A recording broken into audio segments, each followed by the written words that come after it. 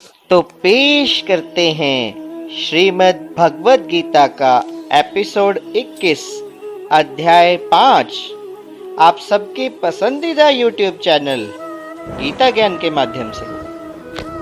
योग युक्तः विशुद्ध आत्मा विजित आत्मा जीत इंद्रियः सर्वभूत आत्मभूतात्मा कुर्वनः अपि न लिप्यते। जो भक्ति भाव से कर्म करता है और जो विशुद्ध आत्मा है और अपने मन और इंद्रियों को वश में रखता है, वह सभी को प्रिय होता है और सभी लोग उसे प्रिय होते हैं। ऐसा व्यक्ति कर्म करते हुए भी कभी नहीं बनता। ऐसा व्यक्ति जिसकी इंद्रियां संयमित हो, वह किसी के प्रति अपराध कर ही नहीं सकता। इस पर कोई प्रिय प्रश्न नहीं कर सकता, तो फिर अर्जुन अन्यों के प्रति युद्ध में आक्रामक क्यों था? क्या वह कृष्ण भावना भावित नहीं था? वस्तुत अर्जुन ऊपर से ही आक्रामक था, क्योंकि जैसा कि द्वितीय अध्याय में बताया जा चुका है, आत्मा के अवध्य होने के कारण युद्ध भूमि में एकत्र हुए सारे व्यक्ति अपने अपने स्वरूप में जीवित बने रहेंगे। तो इसीलिए आध्यात्मिक दृष्टि से कुरुक्षेत्र की युद्ध भूमि में कोई मारा ही नहीं गया। वहां पर स्थित कृष्ण की आज्ञा से केवल उनके वस्त्र बदल दिए गए। तो इसीलिए अर्जुन कुरुक्षेत्र की युद्ध भूमि में युद्ध करता हुआ भी वस्तुत युद्ध नहीं कर रहा था। वह तो पूर्ण कृष्ण भावनामृत में कृष्ण के आदेश का पालन मात्र कर रहा था। ऐसा व्यक्ति कभी कर्म बंधन से नहीं बंध सकता। कृष्ण भावना भावित व्यक्ति का जीवन शुद्ध होता है। उसे निकट और दूरस्थ 5 कारणों कर्ता, कर्म, अधिष्ठान, प्रयास और भाग्य, इन पर निर्भर किसी कार्य से कुछ लेना देना ही नहीं रहता। इसका कारण यही है कि वह भगवान की दिव्य सेवा में लगा रहता है। यद्यपि ऐसा प्रतीत होता है कि वह अपने शरीर और इंद्रियों से कर्म कर रहा है, किंतु वह अपनी वास्तविक स्थिति के प्रति सचेत रहता है, जो कि आध्यात्मिक व्यस्तता है। भौतिक चेतना में इंद्रियां इंद्रिय तृप्ति में लगी रहती हैं, किंतु कृष्ण भावनामृत में वे कृष्ण की इंद्रियों की तुष्टि में लगी रहती है।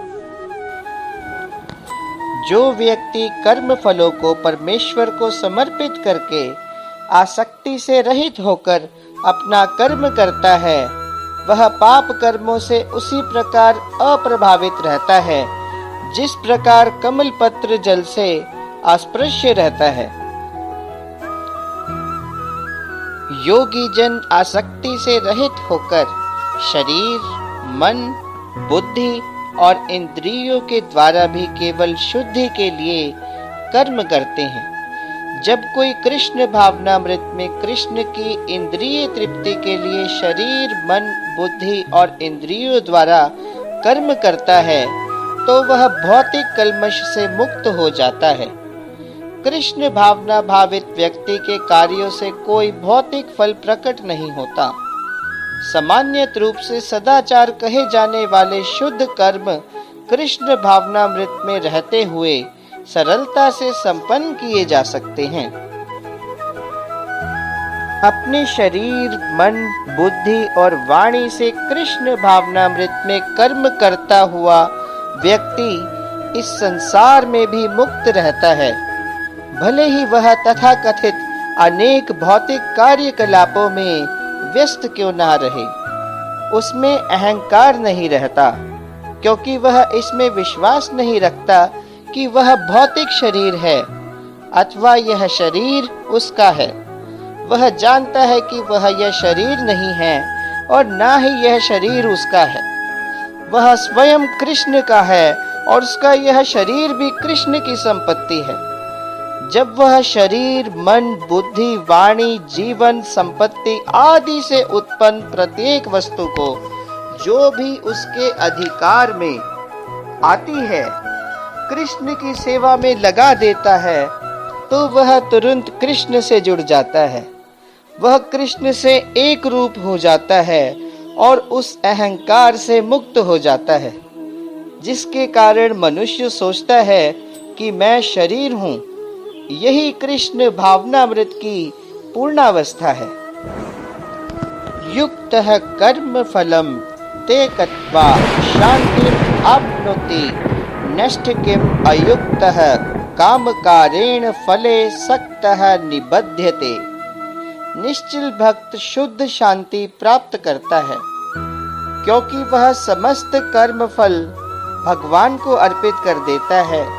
किंतु जो व्यक्ति भगवान से युक्त नहीं है और जो अपने श्रम का फलकामी है, वह बंध जाता है।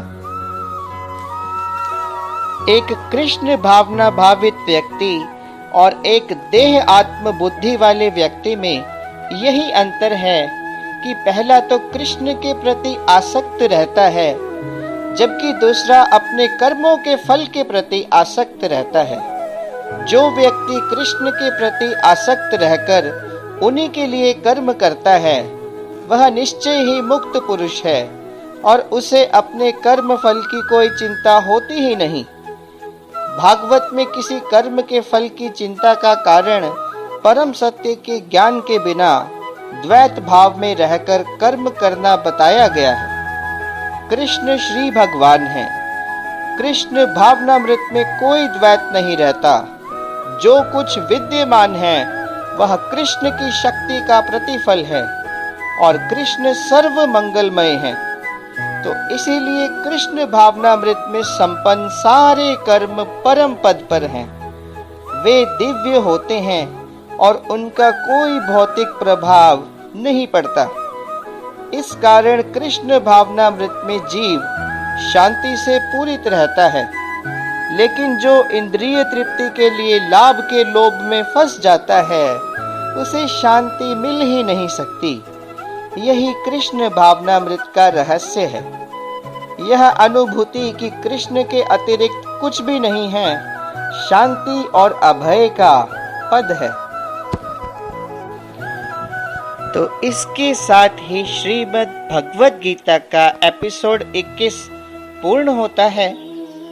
साथियों, अगर वीडियो पसंद आए तो वीडियो को लाइक करें, हमारे चैनल गीता ज्ञान को सब्सक्राइब करें और इस वीडियो को आगे ज़्यादा से ज़्यादा शेयर करें। जिस किसी के साथ भी आप वीडियो को शेयर करें, उसे चैनल से सब्सक्राइब करने के लिए ज़रूर कहें। धन्यवाद।